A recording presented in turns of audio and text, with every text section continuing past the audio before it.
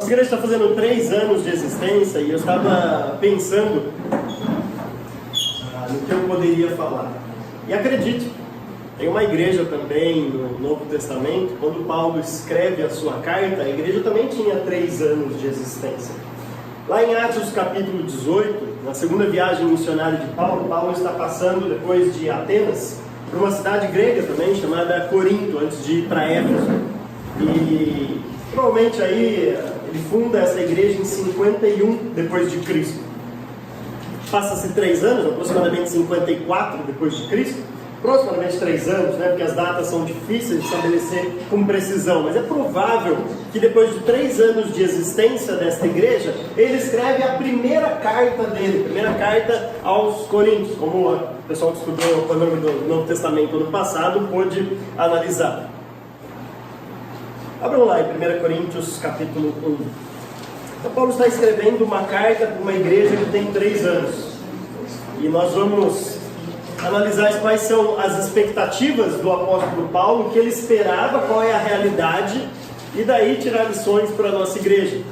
Em alguns momentos eu espero que a gente esteja de acordo com aquilo que Paulo está falando, mas em outros momentos eu espero que não. Eu espero que a gente faça o oposto daquilo que ele fala, porque 1 Coríntios é uma carta escrita para uma igreja bem problemática, passando por diversas situações, uma igreja com várias lutas, com dificuldade. Quase todo capítulo que você lê tem um pecado ali que Paulo está tratando, talvez só lá para o final que ele começa a falar de ressurreição, é uma coisa que, mas até isso é motivado por heresias, por algumas coisas que estavam acontecendo na igreja.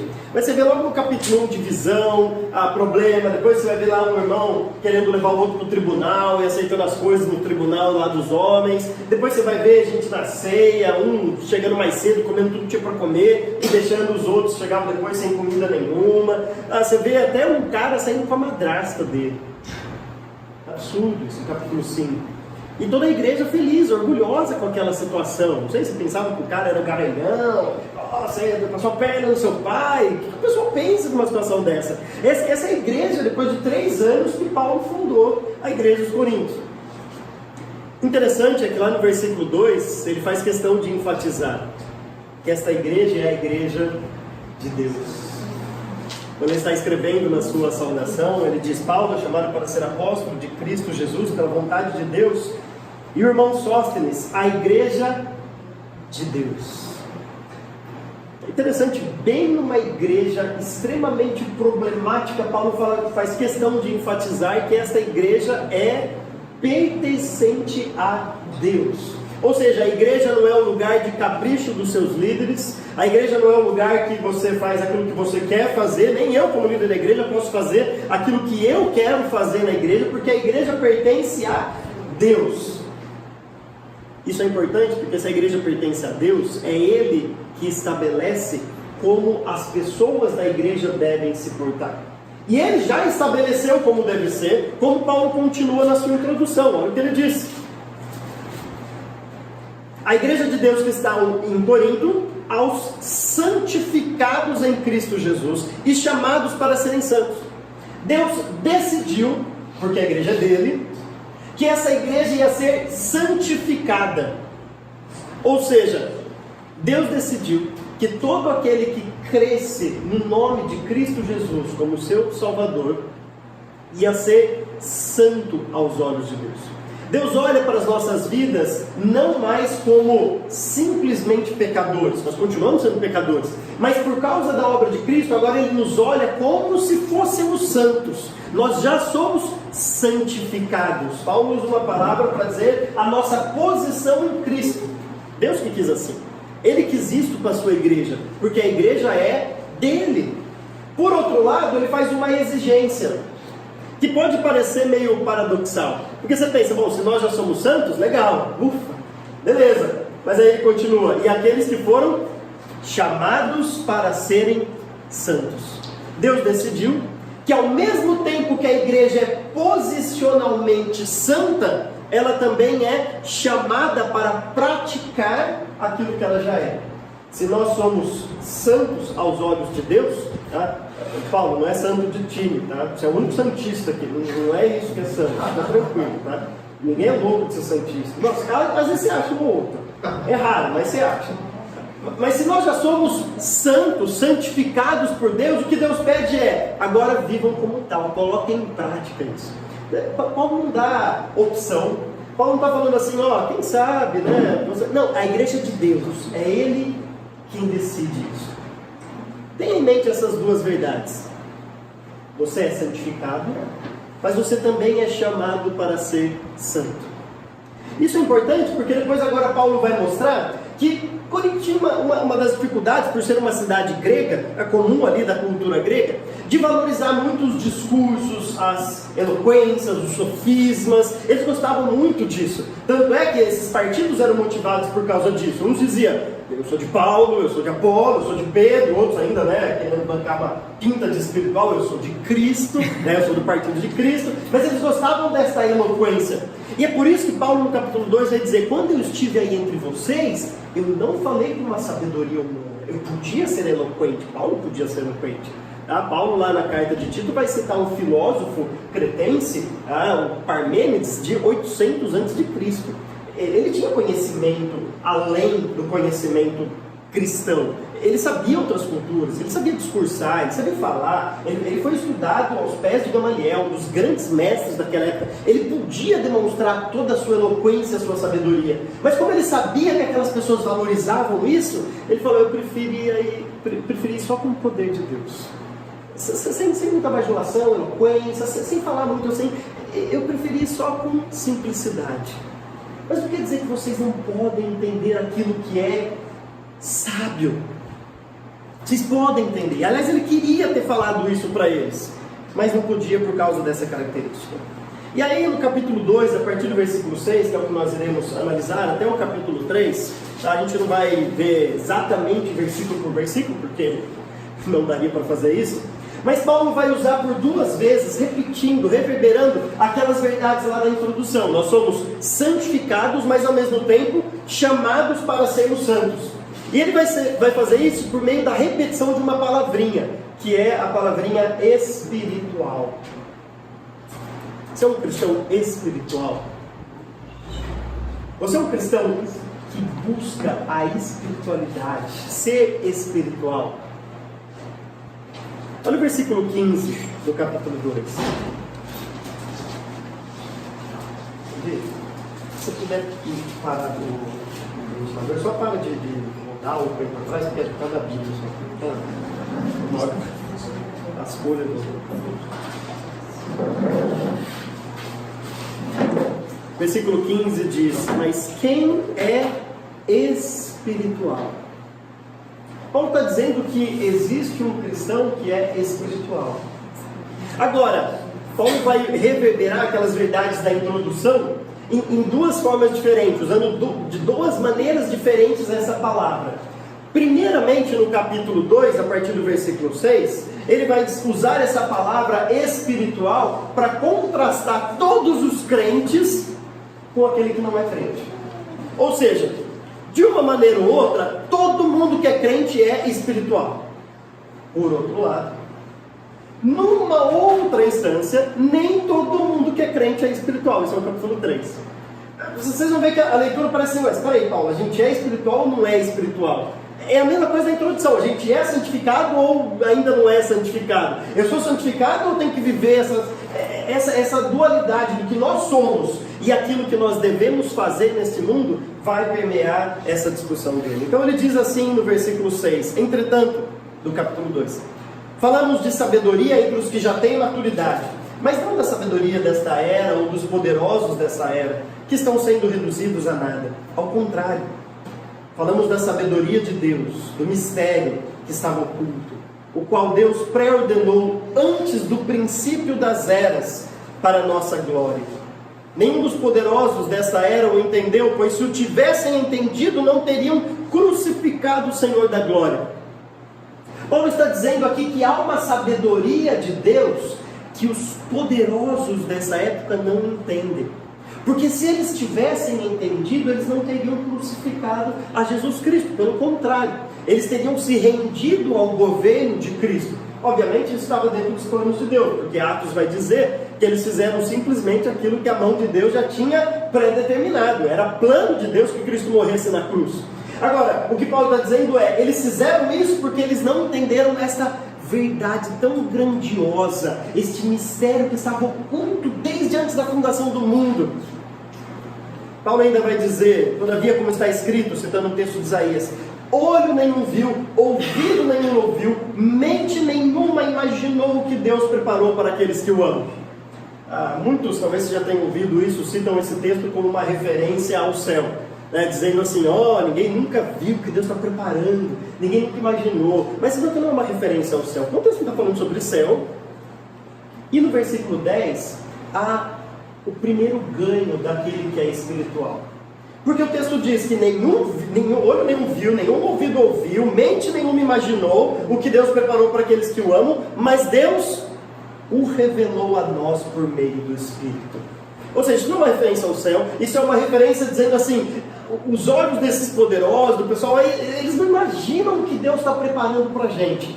Mas para aqueles que são espirituais, Deus revela essas coisas.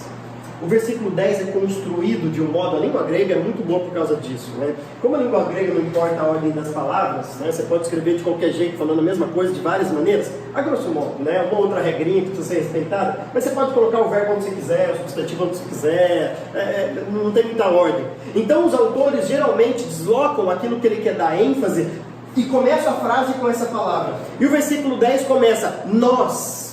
A primeira palavra no original ali no versículo 10 é nós. Para nós foi reveladas estas coisas.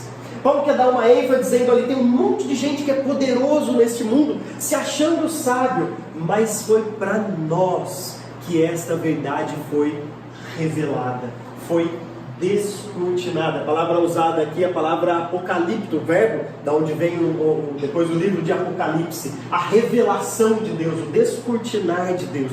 Deus revelou essas verdades para a gente. É por isso que a gente, ao invés de odiar Jesus Cristo, crê em Jesus Cristo como nosso Salvador. Cristão espiritual é aquele que recebe essa revelação de Deus. E agora, se você está aqui e crê em Cristo como seu Salvador, é porque você recebeu essa revelação de Deus. Você é um cristão espiritual. Agora, mais do que isso, o texto continua no versículo 10 dizendo, o Espírito sonda todas as coisas, até mesmo as coisas mais profundas de Deus, pois quem conhece os pensamentos do homem, a não ser o Espírito do homem que nele está? Da mesma forma, ninguém conhece os pensamentos de Deus, a não ser o Espírito de Deus. Nós, versículo 12, porém, não recebemos o Espírito do mundo.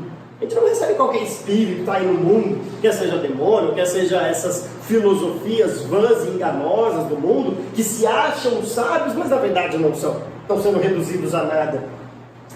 Mas o Espírito, com letra maiúscula, se a sua perguntar deveria estar, embora no original não tenha essa diferença, mas coloque o maiúsculo aí. Mas o Espírito procedente de Deus, para que entendamos as coisas que Deus nos tem dado gratuitamente.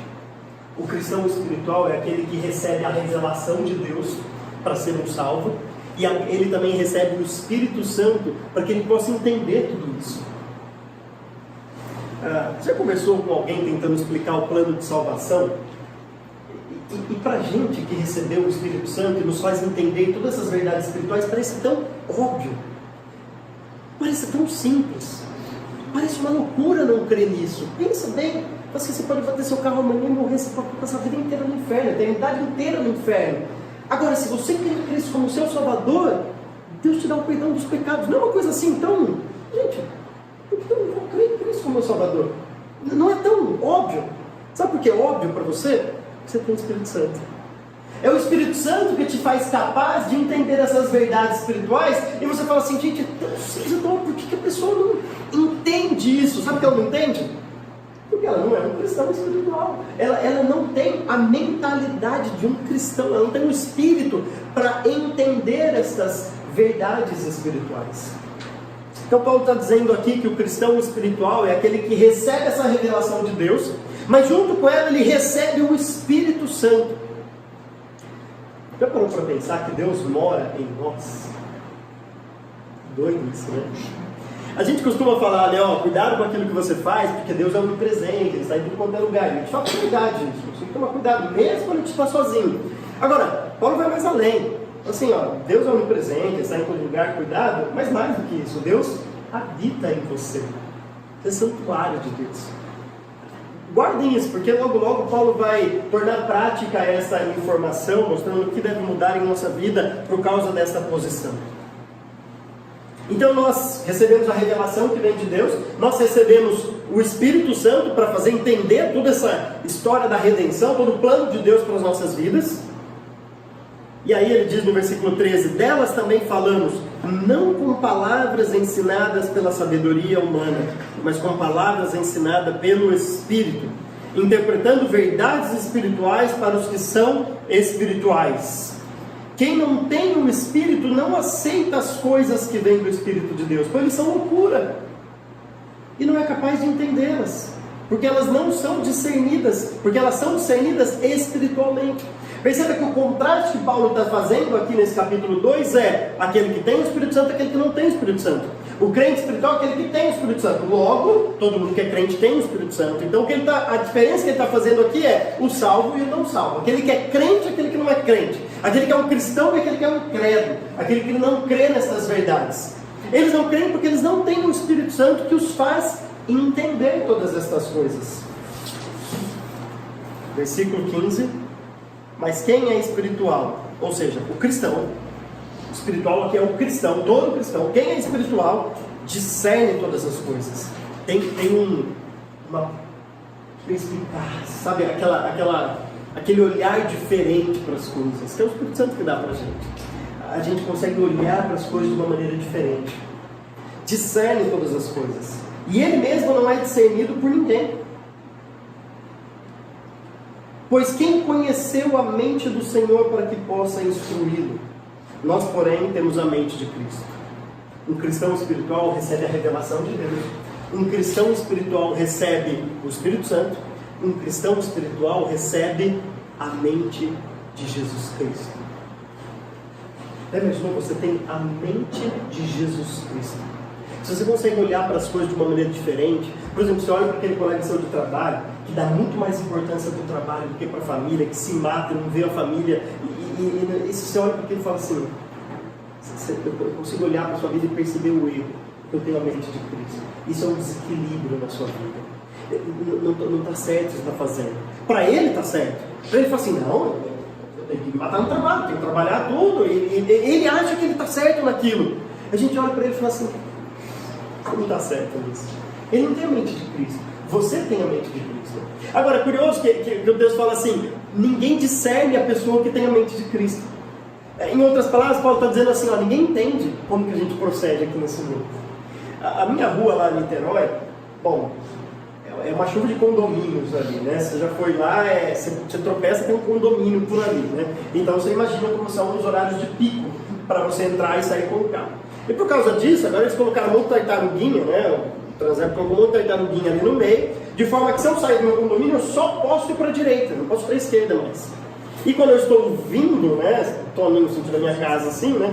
Passando lá pelo SESI, eu não posso virar à esquerda para entrar no meu condomínio. Eu tenho que ir lá, na primeira praça, fazer o retorno, voltar para entrar no meu condomínio. Agora é lei que eu não posso mais cruzar a rua ali da Niterói.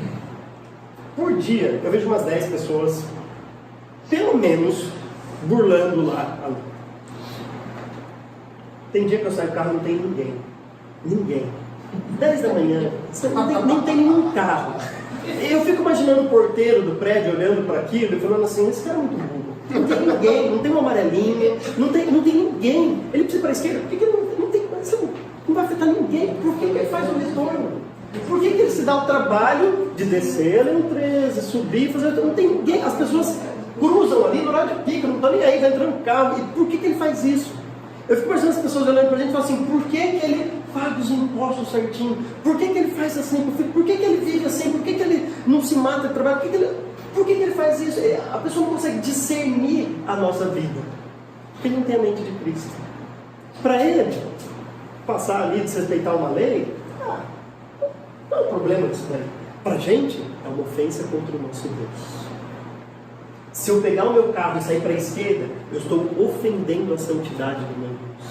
Para ele, olhando a portaria, ele fala assim, bobo, perdeu um tempão fazendo retorno, cruza ali à esquerda, é mais fácil. Ele não consegue discernir por que a gente faz o que a gente faz. Porque a gente teme a Deus, a gente quer agradar a Deus. Então o cristão espiritual, ele recebe a revelação de Deus. Deus revela, descortina essas verdades para a gente. Ele revela, a gente recebe o Espírito Santo para entender todas as coisas, e a gente recebe a mente de Cristo, que faz a gente olhar para as coisas de uma maneira diferente, de modo que as pessoas não conseguem discernir as nossas vidas. A gente discerne a vida delas, e todas as coisas, é o que o texto está dizendo aqui. Se Paulo terminasse aqui, a gente poderia sair dando gritos de alegria, porque termina de um jeito triunfante, falando, nossa, que legal, eu recebo isso, eu recebo aquilo, eu recebo aquilo, vou embora para casa, todo mundo feliz, contente, alegre, porque quanta coisa que a gente recebe. Em outras palavras, é só se ele falasse assim, ó, aos santificados em Cristo. Só aqui. Mas olha como ele inicia o capítulo 3. Irmãos, não lhes pude falar como a espirituais. Mas espera aí, Paulo. Você acabou de falar que todo cristão é espiritual. Mas eu olho para vocês e vocês não vivem de conformidade com aquilo que vocês já são. Vocês são santificados em Cristo, mas vocês não estão buscando santidade. Vocês já são espirituais, mas eu não posso falar a vocês como vocês são espirituais, porque vocês são carnais. Eu queria falar para vocês como aquilo que vocês de fato são. Vocês são espirituais, porque vocês são salvos em Cristo Jesus. Mas quando eu vou falar para vocês, eu não posso falar como espirituais, porque ainda vocês são carnais. Agora perceba que Paulo muda o uso da palavra. Então agora espirituais aqui não faz mais contraste com o descrente. Espiritual faz contraste agora com um crente que não vive como deveria viver. Tanto é que Paulo inicia o versículo 3 para cutucar, chamando eles de irmãos. Paulo não diz assim, ó, não, vem cá, ó, vocês não são crentes fazendo isso não, porque crente quer crente. Ele fala assim, irmãos, vem cá. Vocês não são espirituais não. Tem umas coisinhas que vocês precisam corrigir na vida de vocês. Vocês são santificados por Deus, mas não estão buscando a santificação. Para Paulo aqui agora, se antes ele mostrou 3 recebimentos, né, aquilo que a gente recebe por já sermos espirituais, aquilo que não depende da gente, aquilo que vem de Deus, tá? Quando Deus nos salva, Ele nos dá automaticamente a revelação de toda essa verdade, o Espírito Santo e a mente de Cristo. Você recebe isso no momento da sua conversão, quando Deus iluminou o seu entendimento e você entendeu toda essa verdade, esse plano da redenção. Por outro lado, agora Paulo vai mostrar também deveres que a gente tem como cristão. E ele vai explicar o que é para ele o cristão espiritual, contrastando agora com o cristão carnal. Ele diz assim, irmãos, não lhes pude falar como a espirituais, mas como a carnais. A primeira explicaçãozinha dele, como a crianças em Cristo. Como crianças em Cristo. Já tentou explicar coisas difíceis para crianças? A criança não entende. Ela não entende verdades complexas. Aliás, nem coisas muito abstratas ela entende. Entende mais o concreto. É difícil. Já tentou exigir coisas muito assim difíceis de uma criança? Então ela olha para sua cara e fala assim, é uma criança, não tem capacidade ainda de fazer. Paulo falando assim, vocês ainda são crianças na fé. Olha o que ele diz lá em Efésios capítulo 4 a respeito disso. Quando ele está escrevendo que Deus estabeleceu na igreja, né, esses dons de Cristo que foi dado para nós, no versículo 11, uns para apóstolos, outros para os profetas, outros para evangelistas, outros para pastores e mestres. Aí ele mostra que o propósito dessa liderança é capacitar, treinar toda a igreja para desenvolver as suas funções, na edificação mútua. E aí o propósito de tudo isso mesmo, ele vai dizer no versículo 14, o propósito é que não sejamos mais como crianças. Sabe como criança faz? Olha o que ele diz, levados de um lado para outro pelas ondas, nem jogados para cá e para lá por todo o vento de doutrina e pela astúcia e esperteza de homens que induzem ao erro. Se eu chegar para minha filha, para Elisa, fez 4 anos, e falar assim, Elisa, seu pai vai viajar 1 mês fora, sabe o que ela vai fazer? Ela vai acreditar, é uma criança. Talvez ela vai começar a chorar, ou alguma coisa assim. E depois, quando eu tenho que conversar com ela, eu falo assim, calma, filha, não não é verdade. Mas a criança acredita. Ela não vai falar assim, ó, será que é verdade mesmo? É criança. Ela é levada pelas coisas. Ela não tem esse discernimento ainda, tipo, não, isso aqui soa errado. Isso aqui não parece ser a verdade. Ela acredita no que a gente fala, ela é uma criança. Paulo está falando, na vida espiritual a gente não pode ser como criança. Você não pode ligar a sua televisão, ouvir alguma coisa, ler um livro, ler alguma coisa ali, ler uma notícia, alguma coisa, e falar assim, é isso agora. Calma. Discerne aquilo lá, você tem a mente de Cristo. Olhe para aquilo lá com um olhar crítico, para aquilo que você lê, para aquilo que você ouve, para aquilo que seus amigos falam na faculdade. Calma no trabalho, calma. Discina aquilo, calma, pense naquilo lá. Não seja levado por um vento de doutrina. Surge uma coisa ali, está todo mundo, olha agora ali. Surge outra ali, calma. Isso é criança. Criança não tem convicções. Criança não fala, não, é isso que eu creio e pronto. A Bíblia fala isso, é isso que eu vou seguir. Pode vir qualquer um falar o que quiser, mas se a Bíblia fala isso, eu vou crer. A criança não faz isso. Paulo está dizendo, o propósito é que nós não sejamos mais como crianças. Se você é uma criança em Cristo, você é um crente. Se você é um crente, não. Você é levado para um lado e para o outro, não tem convicções. Hebreus também, o autor de Hebreus vai usar a mesma linguagem, capítulo 5.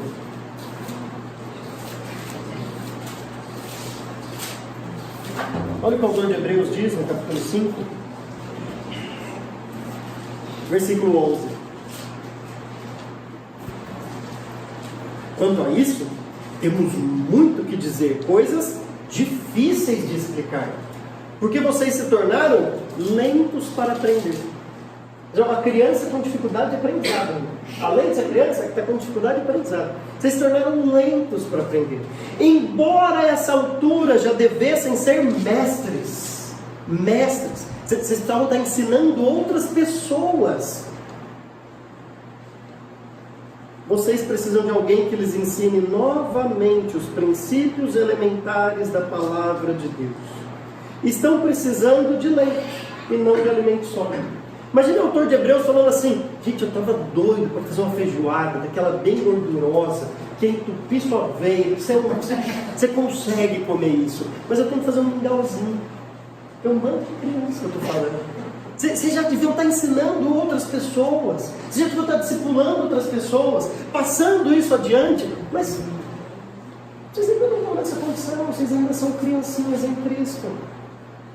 Quem se alimenta de leite ainda é criança e não tem experiência no ensino da justiça, não tem prática, não vivencia, não pratica.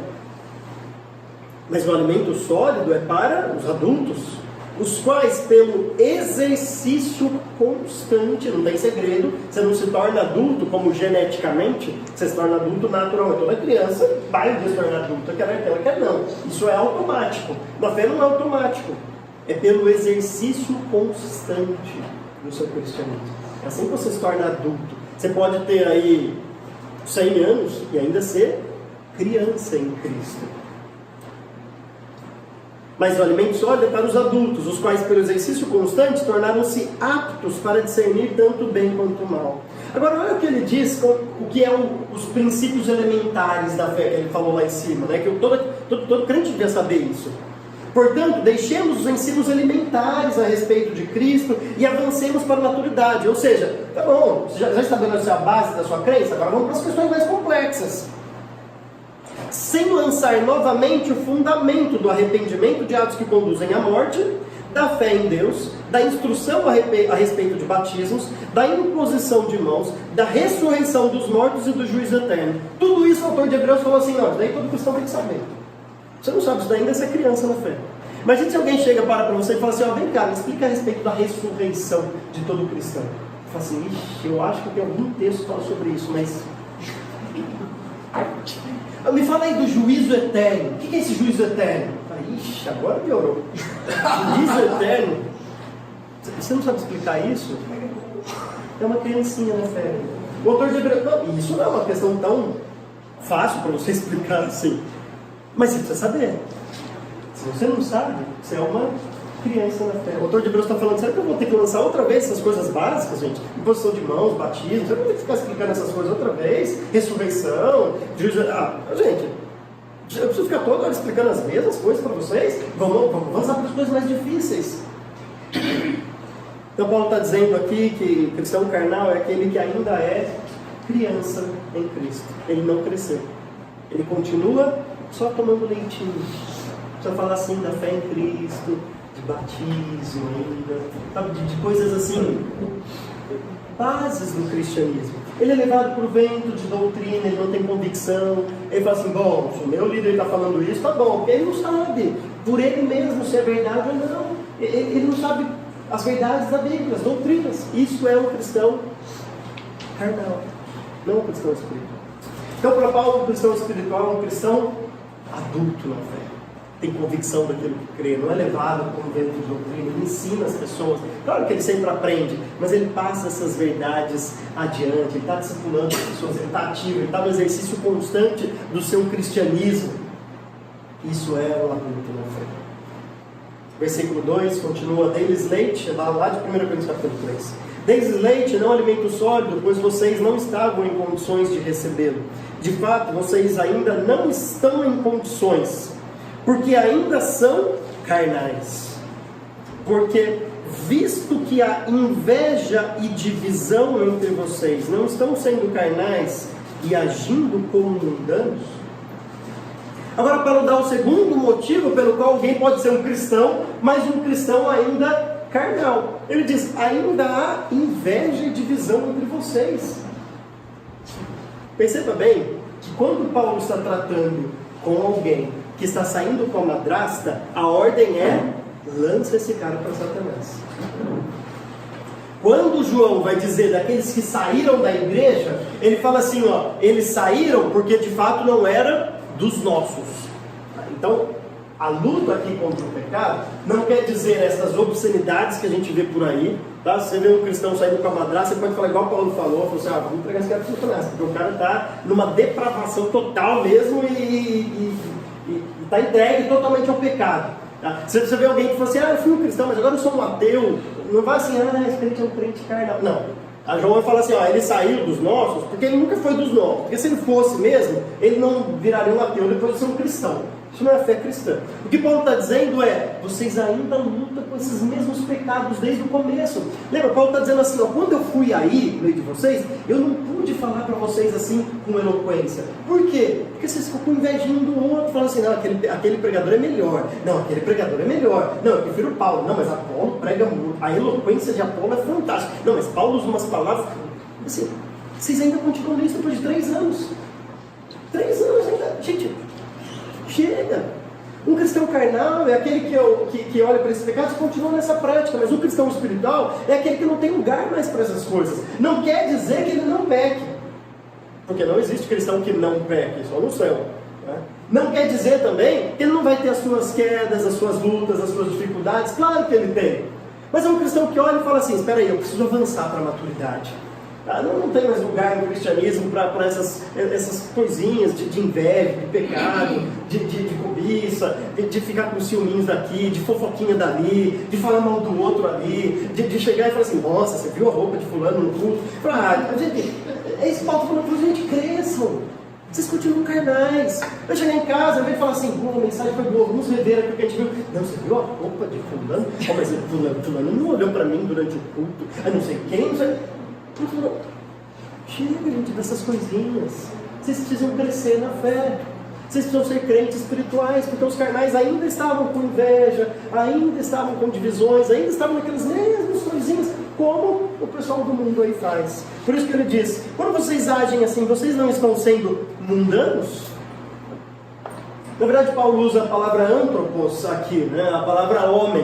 Ele está dizendo assim, vocês estão agindo como os homens lá fora o diz. Por isso que ele já trouxe mundano, ou seja, como o pessoal lá do mundo, como se fala, né? Os descrentes estão agindo, vocês são crentes, mas o crente carnal é aquele que age como se não fosse crente. Não faz sentido isso, Paulo está dizendo. Depois vem um parênteses nesse argumento. Porque essa questão de divisão é uma coisa muito séria lá na igreja de Corinto. Então ele vai dar esse parênteses, perceba como a linguagem vai mudar. No versículo 4 ele diz, pois quando alguém diz, eu sou de Paulo, eu sou o outro, eu sou de Apolo, não estão sendo mundanos? Afinal de contas, quem é Apolo e quem é Paulo? Agora ele vai fazer uma discussão a respeito dele e de Apolo. Eu suspeito que todo esse parágrafo aqui foi escrito especialmente para Apolo. Porque há umas diretas, né? Diretas bem dadas. E o plural muda agora para o singular. Depois ele vai dizer, nós somos apenas construtores, né? E agricultores ali da lavoura de Deus. Vocês são lavouras de Deus. Mas eu plantei, Apolo regou. Cuidado, como que rega, né? Deus dá o crescimento. Ele vai dizer, eu lancei o alicerce, outro está construindo no lugar dele. Quem que é esse outro? É Apolo, que ficou ali em Corinto. Aí Paulo está dizendo, cuidado como você constrói. Parece que ele está dizendo assim, vem, Apolo, faz seu trabalho direitinho aí, não vai cair nessa onda, porque senão eles vão te endeusar aí nisso daí, né? Olha como você está edificando sobre isso daí. Então todo esse parágrafo foi escrito mais no singular, inclusive versículo 16 e 17, quando termina esse grande parênteses aí, vocês não sabem que são o santuário de Deus e que o Espírito de Deus habita em vocês? Se alguém, o singular, destruir o santuário de Deus, Deus o destruirá. Está falando assim, Apolo, a gente está edificando isso daí, mas se um dia você começar a destruir tudo isso que está sendo construído, essa igreja, Deus vai pesar a mão sobre você. Pois o santuário de Deus, que são vocês, é sagrado. Agora ele volta a falar para o povo. Ele volta a falar para a igreja no versículo 18. Ele diz, não se enganem. Agora volta para o plural. Se algum de vocês pensa que é sábio, segundo os padrões dessa era, deve tornar-se louco para que se torne sábio. E aqui Paulo, como no bom português, chuta o pau do barraco. Ele diz, cristão espiritual é aquele que é louco. É aquele que não faz sentido para a sociedade. É aquele que diante desta sabedoria que é pregada ali fora, prefere ser louco. Mas não a loucura dali fora, a loucura do Evangelho. Ele prefere seguir aquilo que a Bíblia fala, a sabedoria de Deus, ao invés da sabedoria do mundo.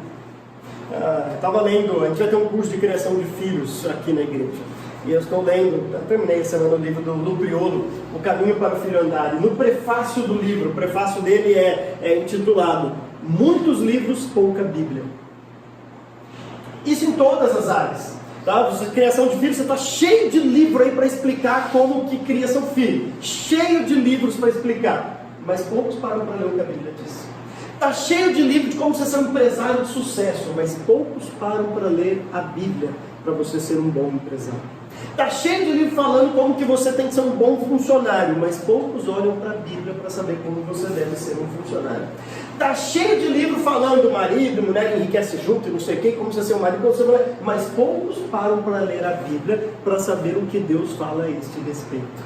Cristão espiritual é aquele que diante de tudo fala assim, eu tenho uma pilha de livro em casa, mas o mais importante é esse daqui.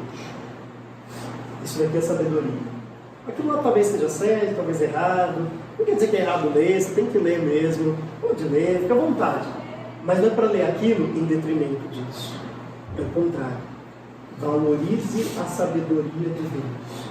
Mesmo que você vai atrás de outras coisas. Você pode ler. Leia o que as pessoas estão escrevendo, não tem problema. Às vezes tem boas ideias. As pessoas acertam bastante ainda. Tá? E curiosamente, quando acertam, você olha para a Bíblia e estava escrito lá. Mas tudo bem. Você quer o caminho mais difícil e olhar fora da Bíblia? Leia tudo aquilo lá. Mas valorize a sabedoria de Deus. Se algum de vocês pensa que é sábio segundo os padrões dessa era, você está buscando sabedoria, desenvolvimento pessoal, qualquer coisa, segundo a sabedoria daquela época, dessa época, torne-se louco. Valorize a Bíblia, para que se torne sábio, porque a sabedoria deste mundo é louca aos olhos de Deus. Deus olha para todos esses livros humanistas escritos que ignoram a existência dele e simplesmente são pragmáticos, ou dão ordem, ou dão sugestões não bíblicas. Olha para tudo isso e fala assim, isso daí é tudo loucura. Não é nada. Pois está escrito, ele apanha os sábios na astúcia deles. E também o Senhor conhece os pensamentos dos sábios e sabe como são fúteis. Portanto, para a gente terminar o capítulo, ninguém se glorie em homens, porque todas as coisas são de vocês, seja Paulo, seja Apolo, seja Pedro, seja o mundo, a vida, a morte, o presente ou o futuro, tudo é de vocês, e vocês são de Cristo, e Cristo de Deus. Então Paulo mostrou no capítulo 2 que o cristão espiritual é aquele que recebe de Deus, quer queira, quer não. Se ele é um cristão, ele recebeu isso, bom, ele não vai não querer receber isso se ele é um cristão. Mas assim, independentemente dele, ele recebe a revelação de Deus. Ele recebe o Espírito Santo e ele recebe a mente de Cristo.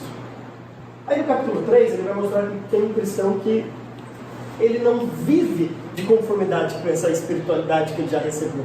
Ele é espiritual, mas ele não vive como espiritual. Ele ignora tudo isso. Ele tem a mente de Cristo, mas ele prefere aquela sabedoria. Ele é o templo do Espírito Santo, Deus habita nele, mas ele destrói o templo do Espírito Santo. Ele não está nem aí para ver dele, ele pega, tem inveja, ele faz fofoca, ele intrigas, ele fica bêbado, ele não está nem aí para o desrespeito às regras de trânsito, ele não está nem aí para o que a Bíblia fala. Ele recebe essa revelação que vem de Deus, mas ele ainda continua criança, ele não desenvolve essa revelação de Deus, ele não aprende essas verdades profundas. Paulo então no capítulo 3 vai mostrar que é possível um cristão, mesmo sendo santificado, não está querendo buscar a santidade. O que mais me impressiona nisso, para a gente chegar no final, é que, como eu disse no começo, essa carta foi escrita 3 anos após a fundação daquela igreja. 3 anos. Em 3 anos, Paulo esperava que aqueles cristãos fossem adultos na fé e não mais crianças, que já tivessem vencido pecados que tem toda hora está falando a mesma coisa. Já era para você estar em outra página, já era para você estar lá para frente. E cristãos que estivessem valorizando a sabedoria de Deus em detrimento da sabedoria desse mundo. Em 3 anos, Paulo esperava isso deles. Nossa igreja também está fazendo 3 anos. E eu confesso, eu tenho que ter essa expectativa, que a minha expectativa para a gente, não para vocês, para a gente, é que a gente também, depois de 3 anos, sejamos espirituais. Não só posicionalmente no capítulo 2, mas também no capítulo 3, praticamente nós sejamos cristãos espirituais. Que Deus nos ajude nisso. Amém?